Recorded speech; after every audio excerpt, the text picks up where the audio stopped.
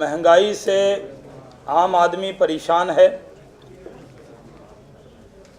महंगाई को कम करने की बात हरदम करने वाली कांग्रेस पार्टी और उनकी सरकार जब जब महंगाई कम करने की बात करती है तो महंगाई उल्टा बढ़ती। जहां नवंबर में इन्फ्लेशन 7.48% था, दिसंबर में 14.44%, आज 18.32%, यानी महंगाई की हद पार कर दी है। कांग्रेस अधिवेशन में जहां 5% मुद्रास्फीति का दावा करने वाली कांग्रेस की कलई आज खुल गई। कांग्रेस के नेता बराबर ये बयान देते रहे कि वो महंगाई को कम करने वाले। कांग्रेस के मंत्री जो हर कैबिनेट की बैठक में हर हफ्ते मिलते हैं, वो एक दूसरे को सुझाव कैबिनेट में नहीं देकर कैबिनेट के बाहर भाषण कर रहे हैं। लेकिन जिस तरह से महंगाई बढ़ी है, आम आदमी की बात करने वाली कांग्रेस को अब आम आदमी की बात करने का कोई अधिकार बचा नहीं। इस सरकार ने आम आदमी के मुंह से निवाला छीन लिया है। आज कोई भी ऐसी वस्तु नहीं है जिसकी जो महंगी नहीं हुई है, चाहे वो प्याज हो या टमाटर हो या सब्जियां हो या खान पान की कोई भी चीज़ हो, उसमें महंगाई बेतहाशा बढ़ती जा रही है। भारतीय जनता पार्टी इस पे चिंतित है और हमें ये उम्मीद है कि इसका जवाब हरदम उनको जनता के जरिए मिलता रहा है। हरदम पिछली बार भी जब सेशन चला था, पिछले से पिछले सेशन में हमने महंगाई को मुद्दा बनाया, महंगाई पर सरकार को जगाने की कोशिश की और महंगाई पर हमने एक बड़ी रैली करके सरकार को जगाने का काम किया। लेकिन हर बार महंगाई कम करने के कोई उपाय ये सरकार नहीं कर रही है और जिस तरह से इन्फ्लेशन बढ़ रहा है, आज उसकी हद हो गई, क्योंकि 18.32% इन्फ्लेशन बढ़ा है, जिसकी हम निंदा करते हैं। आप जानते हैं कि बोफोर्स मामले पर आज न्यायालय का जो कमेंट आया है वो पूरे देश के लिए आई ओपनर है। पहले सीबीआई इटली के व्यापारी बोफोर्स के मुख्य दलाल कॉतरुच्ची को बचाने के लिए हर वो काम उसने किया है जो कॉतरुच्ची की मदद कर सकती थी, और आज पहले उसने रेड कॉर्नर नोटिस वापस लिया, कॉतरुच्ची को किस तरह से भगाया जाए इसका इंतजाम किया, और अब न्यायालय में जाकर सीबीआई कह रही है कि वो कॉतरुच्ची पर मुकदमा वापस लेना चाहते हैं। इस पर न्यायालय ने संज्ञान लिया है और साफ तौर पर आज जो न्यायालय की टिप्पणी आई है उसमें साफ है कि जिस उन्होंने उनसे कहा है कि ये सारी बातें वो लिखित रूप से कोर्ट के अंदर दें। जहां तक सवाल है कि कॉतरुच्ची के इस बयान पर अब कांग्रेस के नेता दिग्विजय सिंह कॉतरुच्ची के इस फैसले के बाद और जो ट्रिब्यूनल का आईटी ट्रिब्यूनल की जो रिपोर्ट आई है उस पर अब दिग्विजय सिंह जो राहुल गांधी और सोनिया गांधी के नज़दीकी हैं, वो अब उस पर भी सवाल उठा रहे हैं। पहले देश की जांच एजेंसियों को प्रभावित करने की कोशिश उन्होंने की, अब वो न्यायालय को भी प्रभावित करना चाहते हैं। भारतीय जनता पार्टी ये मानती है कि जिस तरह से पहले सीबीआई सबूत नष्ट करती है और उस सबूत को नष्ट करने के बाद उनकी मदद के लिए खासकर जो बोफोर्स में जिन लोगों के नाम हैं, जब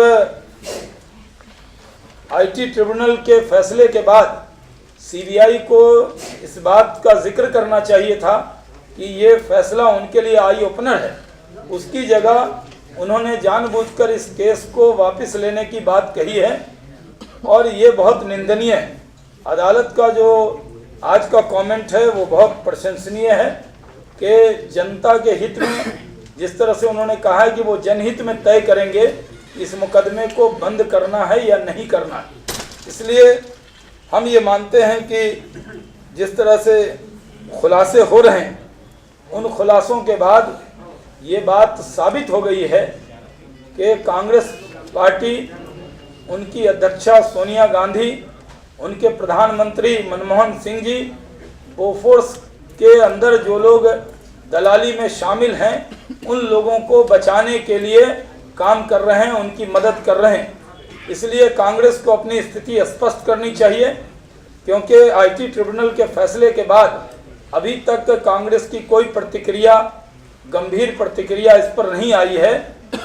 उन लोगों को इस पर अपनी प्रतिक्रिया देनी चाहिए। जहाँ तक सवाल है कि दिग्विजय सिंह एक अलग सी अथॉरिटी देश के अंदर हो गए, वो कांग्रेस उनको प्रवक्ताओं की लिस्ट में भी नहीं रखती, उनके बयान को हरदम कांग्रेस के लोग उनसे डिफर कर जाते हैं। लेकिन हम सब जानते हैं कि उनको सोनिया जी और राहुल जी का आशीर्वाद प्राप्त है, इसलिए उनके दिए गए बयान को हम लोग कांग्रेस का दिया गया हुआ ही बयान मानते हैं। कांग्रेस उससे अपने को अलग नहीं कर सकती। पहले वो जांच एजेंसियों को उन्होंने प्रभावित किया, अब वो इस तरह का उन्होंने बयान दिया है जैसे उनकी सरकार नहीं हो, यूपीए की सरकार नहीं हो, कोई और सरकार है जो आईटी ट्रिब्यूनल के फैसले को प्रभावित कर रही है। कांग्रेस को इसमें भी अपनी स्थिति स्पष्ट करनी चाहिए। जहाँ तक तेलंगाना का सवाल है, जो सरकार का रवैया है वो गैर जिम्मेदाराना, बचकाना रवैया है।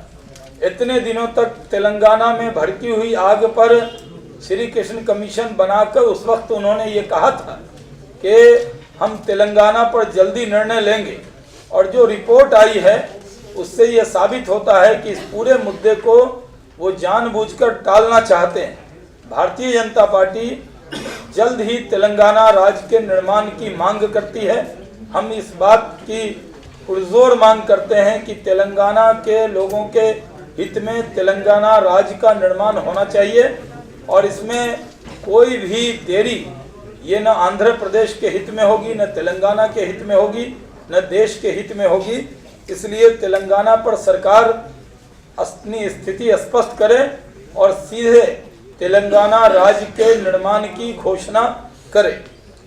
आप जानते हैं कि कल से सीबीआई सुरेश कलमारी की मेहमान नवाजी में लगी, जहां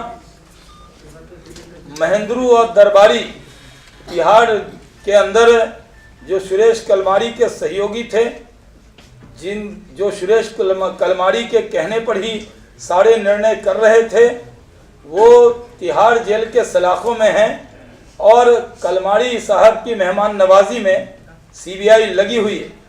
हम ये मानते हैं कि कलमारी की भी जगह महेंद्रू और दरबारी के साथ है।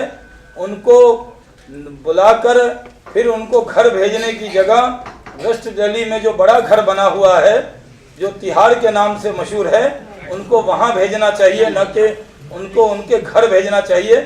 क्योंकि जो लोग आज उसमें पकड़े गए हैं कॉमनवेल्थ गेम में, एक तो बहुत देरी से कलमारी साहब से पूछताछ की जा रही है, और जो भी कॉमनवेल्थ गेम को पूरा देश जानता है कि कलमारी साहब के मर्जी के बिना वहाँ पत्ता नहीं हिलता था, तो आखिर वो सलाखों के बाहर कैसे? सीबीआई को उनको तुरंत गिरफ्तार करके सारी जानकारी उनसे लेनी चाहिए। राजनाथ सिंह जी ने प्रतिभा देवी सिंह पाटिल जी को, जो हमारी माननीय राष्ट्रपति जी हैं, उनको पत्र लिखा है कि जो तिरंगा फहलाना ये हम सबका संवैधानिक अधिकार है, उनको इसमें इंटरवीन करनी चाहिए, और तिरंगा फहराने को कोई सरकार रोक नहीं सकती।